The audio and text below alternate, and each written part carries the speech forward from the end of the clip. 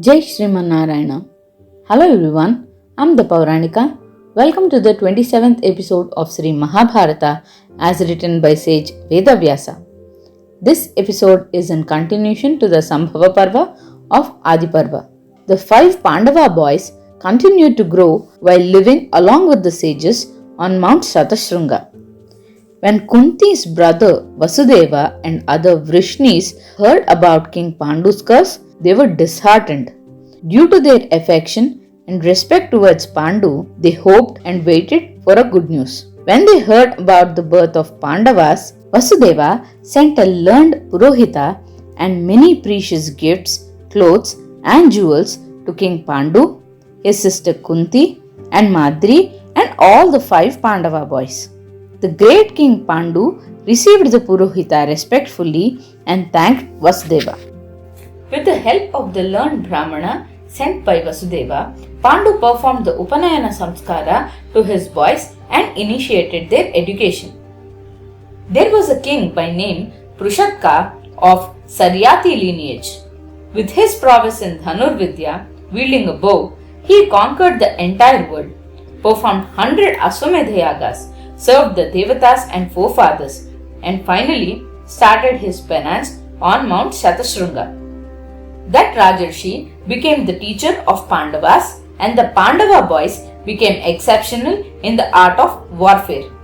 Bhima became an expert in wielding a mace, Yudhishthira in throwing a spear, Nakula and Sahadeva in sword fight, and Arjuna in wielding a bow. That Rajarshi Prushatka believed that Arjuna was as good as him and gifted him a bow, arrows and a sword. Those big arrows were decorated with eagle feathers and looked like big snakes. Arjuna turned 14. On the day of Star Uttara Falguni, when Brahmanas were blessing the boy, Kunti was caught up in cooking for the Brahmanas and forgot about King Pandu. At that time, Pandu called Madri and went to a garden along with her. The garden looked beautiful with fruits and flowers of different kinds. King Pandu saw the beautiful and young Madri clad in vibrant clothes, and a rage of lust started in his heart. The curse started acting, and Pandu forgot the curse. He tried to get intimate with Madri despite her multiple pleas.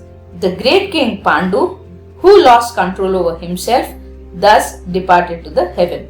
After finishing her chores, Kunti came towards the garden along with the 5 boys. Madri yelled, "Leave the kids there and you come alone." Kunti, who understood what could have happened, ran towards them wailing. Kunti wept uncontrollably, looking at the limp body of the king lying on the ground.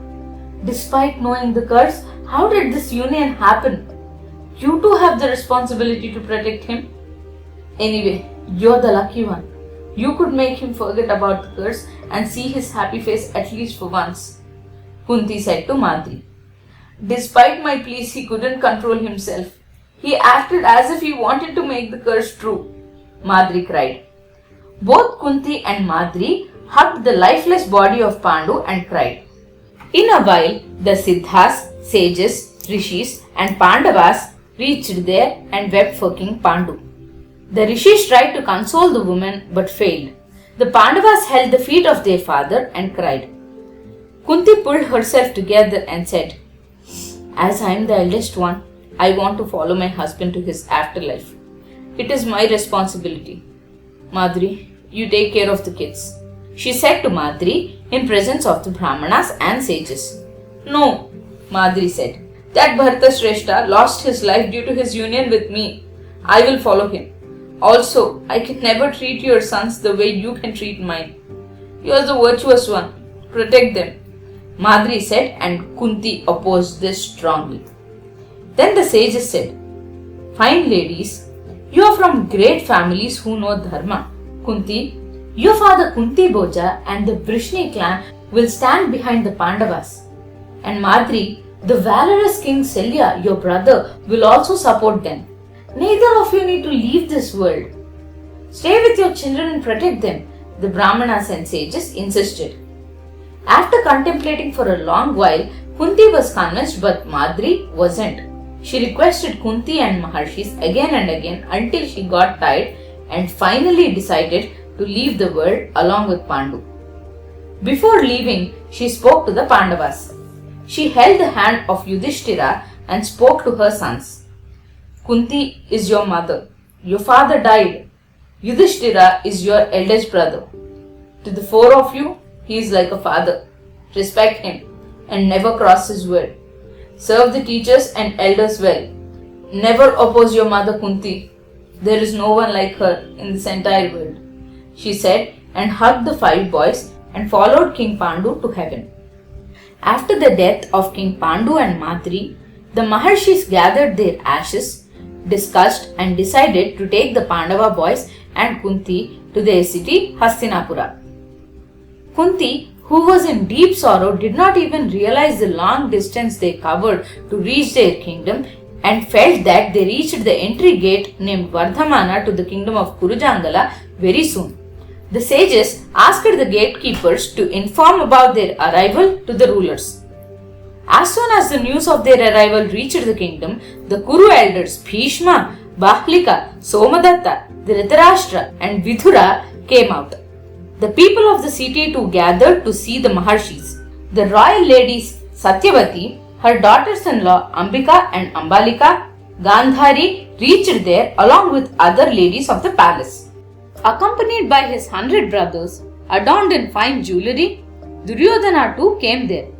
They all, including the citizens, bowed to the sages and sat close to them. After receiving proper reception from Bhishma, the eldest of the Maharshis said, Bhishma, your son Pandu reached Shatashrunga to do his penances and followed Brahmacharya along with his wives. We were all impressed by his good nature, behavior and austerities.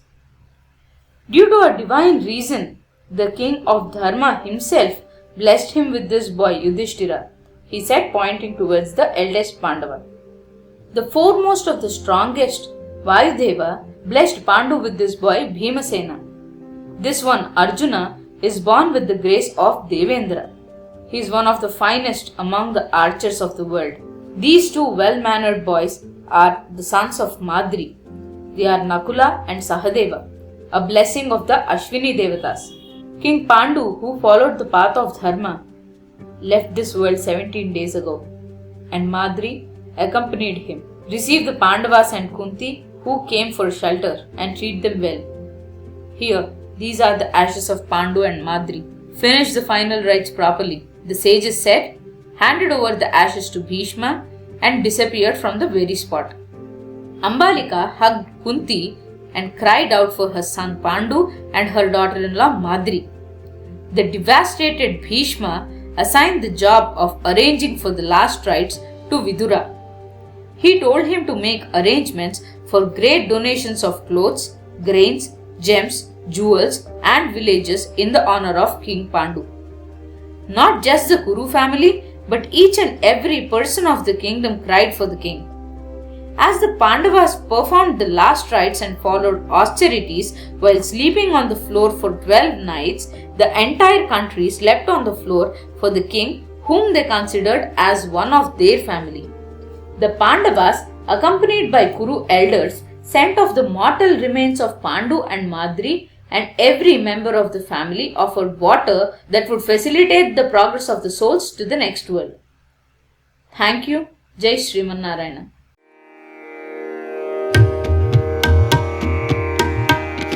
Thank you.